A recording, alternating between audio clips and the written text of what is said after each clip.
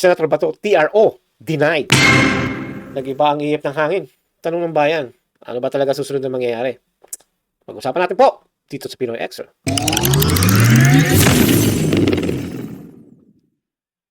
Alright, back to Pinoy Extra. At kamusta po kayo dyan, mga Generation X, Y, Z, at syempre po ang ating mga oldies, no? Tatay, nanay, lolo't lola, tito, tita, kuya, ate, at ang ating mga kumpare at mga parts, no? Kamusta kayo diyan at kamusta po sa Pilipinas, no? At sana po ay nasa mabuti tayong kalagayan again.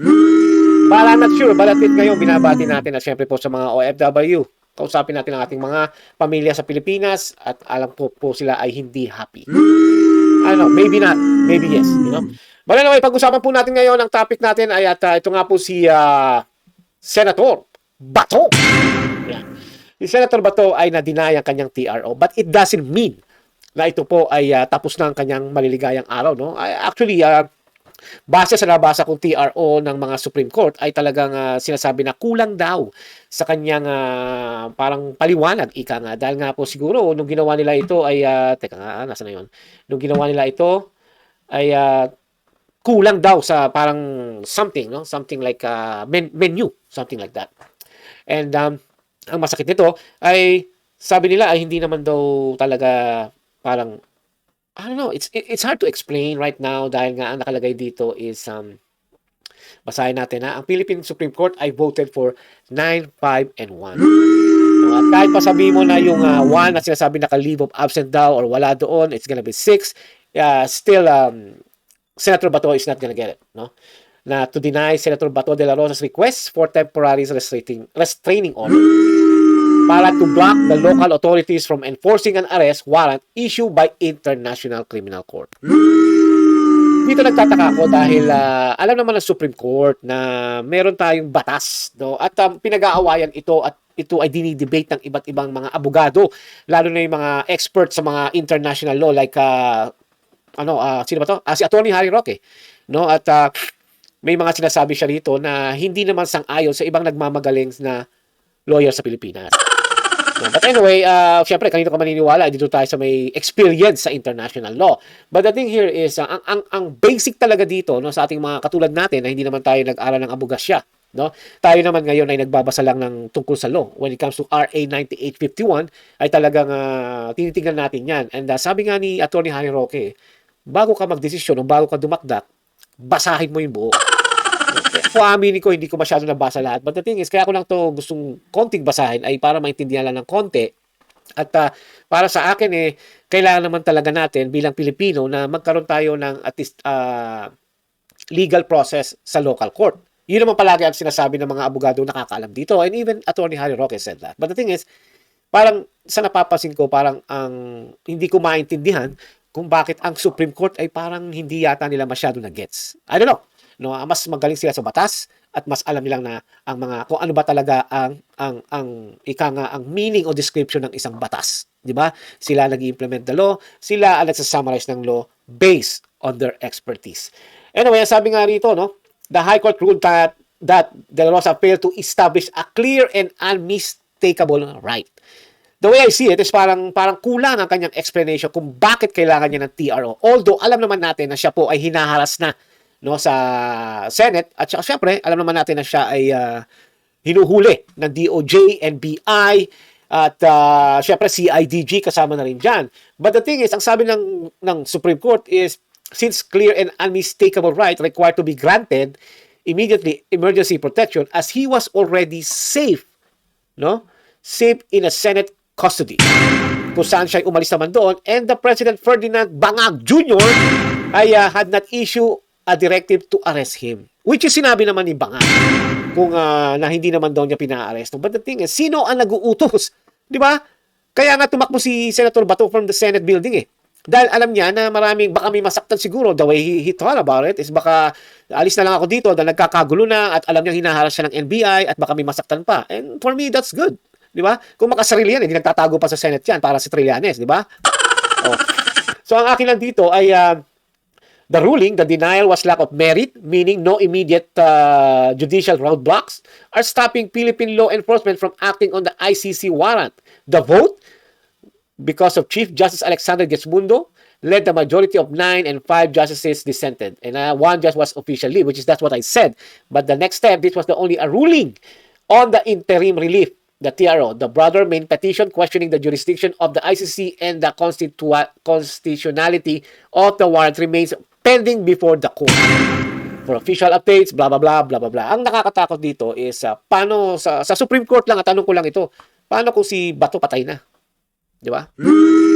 Sana man lang ang Supreme Court ay magmadali sila tungkol sa jurisdiction, no, ng ICC sa Pilipinas. Dahil alam naman natin na 2018 o 2019, if I'm not mistaken, na tayo ay nag-withdraw na. But the thing is, ang sinasabi naman sa iba na hindi daw porket na ikaw ay nag-withdraw na at ito'y approved na noong 2019 halimbawa, which is true, ay ito naman daw ay ginawa yung crime o yung krimen 2016 to 2018. Which is, that time, we are still, hawak ng ICC o tayo ay nakadikit pa sa ICC, di ba? But the thing is here is, marami nagsasabi na once na nag-withdraw ka na, you're done. No matter na kung ano man yung dating kaso o kung meron man pending case, basta nag-withdraw na tayo sa ICC, ay tapos na. Wala na kami pakialam sa iyo, wala na kami pakialam sa amin. Yun naman ang katuwiran ng iba. So it's really, really hard to explain this, lalo na tayo, hindi naman tayo lawyer at tayo lang naman ay nagbabasa at nagtatry tayo to analyze this. Bakit? No? Kasi kahit ako mismo, ang inyong lingkod, ay nag-iisip bakit na-deny kaya. Alam naman ng Supreme Court na may mga process na hindi ginagawa ang NBI, ang DOJ, ang government na humuli kay Senator Bato. Diba? Ang dami mo nakikita, ang daming butas. Diba? Kaya nga, ang sa akin lang naman ay may mga, kaya nga sa akin lang naman ay ito, no, nasa na yun, ako'y nagpapasalamat naman dito sa 5 nagsabi na approve sa kanila ang TRO. Maraming salamat po sa abogado, sa mga justices na to. Although, hindi natin nakuha talaga yung numero na para ma-lift at hindi na harasin ng gobyerno si Senator Bato. So, yun lang ang nakakalungkot doon. But the thing is, ay wala po tayong magagawa. But the thing is, merong isa rito na sample ng isang abogado na siya ay nag-explain kung bakit niya in-approve yung TRO. Ang sabi niya rito na, asan na ba rito? Nakalagay ba rito? Wala pala rito. No reasonable and sufficient standard exists in RA 9851.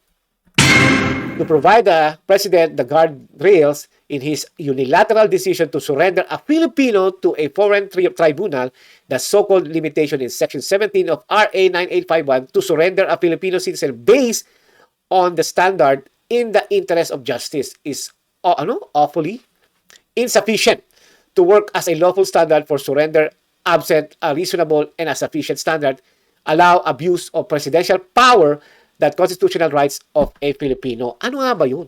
No, yung RA 9851. Section 17. Base dito sa akin nakuha, no? The Philippines Act on Crimes Against International Humanitarian Law, Genocide, blah, blah, blah, blah, blah, outlines to primary legal provision, extraterritorial jurisdiction, and the voluntarily surrender mechanism to international tribunals. The provision operates in two core. Number 1, extraterritorial jurisdiction, the Philippines. Exercise jurisdiction over persons suspected or accused of crime under the Act. Alam nyo na yan, yung mga genocide, war crime, blah, blah, blah. Regardless of where the offense was committed, provided any of these conditions are met, the accused is a Filipino citizen, the accused is present in the Philippines, the crime is committed against a Filipino citizen. Surrender to international tribunal is interest of justice. Philippine authorities may choose to dispense with the local investigation, there you go, or prosecution if an international court of tribunals is already investigating or prosecuting the same crime. In such cases, the Philippine government may take measure to surrender or extradite the accused individual to that international body such as ICC in accordance with applicable laws, treaties, and agreements. So, ang ibig sabihin nito ay dapat talaga sundin natin yung sinabi sa batas na dapat ay bago natin isurrender ang isang Pilipino na hindi dapat, ay dapat may process ng local court. Yan po ang nakikita ko diyan. No? Hindi man po marami ito, pero at least naiintindihan natin kahit pa paano. Diba? Kaya nga masasabi ko rito ay ganito ba ang gagawin natin kay Senator Bato without the legal process? It's not fair. Diba? Hindi naman tama yung huhuli na lang natin yung tao na hindi man lang dumadaan sa legal process. Okay, wala yung TRO, deny, but it doesn't mean na talagang siya ay fugitive. Kasi ang sabi sa social media at mainstream media ngayon na si Senator Bato ay fugitive na. Well, syempre, nilift ng Supreme Court yung TRO na hindi siya, ang request kasi ni Bato na itigil na yung panghaharas sa kanya, yung pag-aaresto sa kanya. na hindi naman na-approve yun, unfortunately. Kaya ngayon, hataw na yung mga NBI at mga CIDG to catch him. And the thing is, ang sabi ng korte, total, hindi naman okay pa naman si Bato, blah, blah, blah. Sigabi ng iba, nagbibiro yung iba, magtago ka na lang muna hanggang sa lumabas yung final decision nila over the jurisdiction. Ang akin lang dito, mga parts, sayang, no? At hindi nakuha ni Senator Bato ang kanyang gusto. But the thing dito ay isa pa to, no? Ay, hindi pala yan. Mali. Ito pala. Yan. Ito mga mayor nakisaw-saw pa sa problema ni Senator Bato. At ang sabi dito, nabasa ko, na kaya raw nila ginagawa ito dahil daw bakit daw ang mga regular na Pilipino ay pag nag-a-absent o hindi pumapasok ng ilang araw ay walang bayad, di ba? Yun ang sabi. Pero ito raw si Senator Bato ay last year pa raw, pero sumusweldo. I think, baka sumusweldo or I don't know, hindi yata masyado clear ang sinabi ni Senator Bato noon. So, ang ano naman dito, sana hindi na nakisaw-saw dito, Mayor, which is sometimes, iniisip ko rin, siguro nagre-request yung mga tao na pakisabi ito sa Senado na bakit ang senador ay nagtatago at hindi naman pumapasok araw-araw, binabayaran. Diba? Medyo may konting debate doon no? Pero, ang ating side naman dito is, si Senator Bato kasi hinaharas illegally. Kaya nagtatago siya. Wala siya sa legal process ng pagkahuli sa kanya. Yes, sabi nila may warrant of arrest daw ang ICC, which sinabi ng warrant ng ICC na wala naman daw talaga silang nire-release pa. Yun ang sabi, yun ang mga haka-haka at yun ang mga lumalabas. Kay Trillanes kasi, di ba? Ay mahirap paniwalaan yan. Trillanes is Trillanes. He's just Trillanes. No? So, sa akin lang, sana alamin muna ng mayor ang batas na bakit ba yung tao nagtatago. Hindi ko pinagtatago dito sa Senator Bato. Ang akin lang dito, sana magkaroon ng fair process sa kanya. Sabi niya naman okay, na wala TRO, huhulihin na siya. Pero, he wants to know kung talaga ba na ibibigay na lang siya ng gobyerno sa ICC without the due process.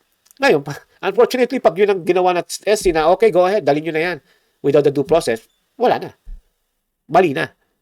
And as a matter of fact, dapat talaga, wala nang jurisdiction tayo sa ICC o ang ICC sa atin. Pero ngayon, ginagawa na naman nila yung yung ginawa nila nung kay Tatay Digong. Yun ang masakit doon. So sana magkaroon ng madali ang desisyon ng SC. Magkaalaman na. Nagkakagulo na sa Senate, nagkakagulo na rin sa SC. Alam ko, magulo na rin sa SC dahil kailangan they have to do double time, which is double time is 4 million times sa kanila. Huh? And the thing here is, what do you call this? Yun nga, arrest with no legal process. Ang akin lang dito, bago tayo mag-end dito, ay ang final ko dito bilang aking decode sa mga nagsasabi, magaling ang korte. Hindi raw na mapipigilan ng pag-aresto dahil hindi pa raw na-aresto. Parang ayaw pigilan ng bitay kasi surprise, buhay pa yung tao. Ang talino, no? Parang hinihintay muna nilang mapatay si Senator Bato o lumabang si Senator Bato habang pinoprocess kung ano ba ang desisyon ng Supreme Court. Yun ang masakit sa atin Di ba? Instead na tapusin na, alamin na magkaalaman na. Kasi tiwala ang Pilipino, lalo na katulad ni Senator Bato, na ang magiging pabor sa kanya. Dahil alam niya na ang batas ay kinakailangan muna dumaan sa due process sa local court bago magdesisyon na kung ipapadala ba si Senator Bato sa ICC, which is, it's ridiculous dahil alam naman natin na buhay ang justice system ng Pilipinas. What happened to Tatay Digong is just illegally kidnapped by General Torre at ng mga kasama niya. Yung 5 ulul na imbestigahan ni Amy na hindi na natuloy. These are all illegal. Hindi ito legal. Pero dahil ngayon ay nasasanay na tayo mga Pilipino sa ICC, kaya ginagamit na nila yan. Think about it. Senator Bato is the ally of Duterte. Di ba? Tingnan mo si Atty. Harry Roque. Nasa siya ngayon. Wala siya sa Pilipinas. And some of the Dutertes na dikit sa kanya at yung mga influential vloggers, wala rin. Nasa ibang bansa because of that. That's how ugly is the country right now. Dahil wala talaga tayong freedom of speech, freedom of choice, and freedom to live in our own country. At freedom na tayo ay kasuhan sa sarili nating bansa. Yan ang problema nating ating bansa ngayon. Ginagamit nila ang ICC as a weapon at ang bala nila ay si Trillanes na para ipadala ka sa ICC. Nakakalungkot at nakakatawa rin minsan at nakakainis. Pero wala po tayong magagawa doon. Di ba? Hanggat nandito si Bangag ay wala po tayong magagawa. Tuloy-tuloy ang pag-aaresto sa mga tao nagsasabi ng totoo, sa mga taong dumadaing na tama na, palitan na, or this is too much for us. Wala bang kapalit? Wala bang dapat baguhin? And then suddenly, andyan na sa labas ng mga NBI, di ba? O yung mga CIDG. O baka AFP. Well, AFP, wala naman yan. Walang pakialam dahil pang security natin yan Pero itong mga to, na hawak ni Bangag, ay talaga nakahanda para sa iyo, para sa atin. Let's just hope and pray na sana may magbago. At sana po protektahan din natin ang Brave 13. At sana po matuloy na ang Blue Ribbon Committee para lumabas na ang 18 strong Marines, ex-military. At siyempre si Chavez Singson at kung sino-sino pa ang pwedeng mag-witness sa flood. Ginagawa nila yung paghuli nila kay Senator Bato de la Rosa para mawala ang paningin ng mga tao sa flood control. Look at them right now. Sino ngayon ang trending? Senator Bato, warrant of arrest, SC. Di ba? Nasa kanila na yung trending ngayon. Doon ngayon nakafocus sa mga tao. Kaya guys, mga exers, huwag natin kalimutan. May mas matindi pa kay Senator Bato, yung nakawan sa gobyerno. Okay? Alrighty, hanggang dito na lang po. At syempre, sabi nga ni Vice President Sara, mahalin natin ang Pilipinas. Sabi naman ni Senator Marcoleta, kahit nag-iisa na lang tayo, lalaban pa rin tayo. Ang ganda ng mga sinabi nila. Kaya kayo mga bangag group na mo. Diba? Okie dokie. See you again.